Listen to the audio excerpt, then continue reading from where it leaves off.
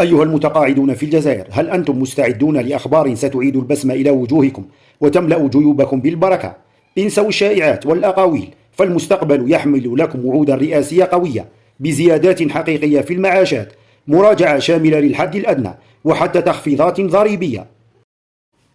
لم يعد الأمر مجرد أمنيات، فمع اقتراب عودة الحياة الاجتماعية في سبتمبر تتجه الأنظار نحو تطبيق الوعود الرئاسية التي أطلقها فخامة الرئيس عبد المجيد تبون. هذه الوعود ليست مجرد كلمات عابرة، بل هي التزامات رسمية بمراجعة شاملة لمعاشات المتقاعدين ورفع قيمتها وإعادة تقييمها، وصولا إلى تخفيض الأعباء الضريبية التي طالما أثكلت كاهلهم. لا تقتصر الزيادات المرتقبة على التثمين السنوي المعتاد الذي يواكب التضخم، بل تمتد لتشمل تعديلات استثنائية مصممة خصيصا لمساعدة الفئات الأكثر احتياجا. فالحكومة تدرك تمام الإدراك أن مبالغ المعاشات الحالية التي قد لا تتجاوز 15,000 أو 18,000 دينار جزائري لم تعد كافية لمتطلبات الحياة الكريمة. لذا هنالك ملف مفتوح يهدف لرفع الحد الأدنى المضمون للمعاش بشكل ملموس لضمان حياة كريمة لكم ولأسركم.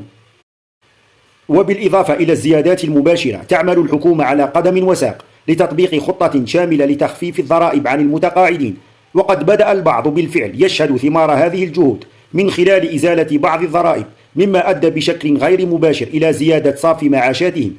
إن الهدف الأسمى هو تحقيق العدالة الاجتماعية وضمان ألا تتسع الفجوة بين رواتب العاملين في القطاع العام ومعاشات المتقاعدين، مع إيلاء اهتمام خاص للفئات الأكثر ضعفا كالأرامل والأيتام وذوي الاحتياجات الخاصة.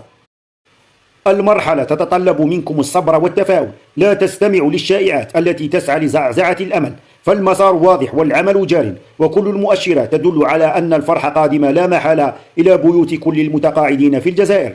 هل أنتم متفائلون بهذه التغييرات المرتقبة؟ وما هي أبرز تطلعاتكم من هذه الزيادات؟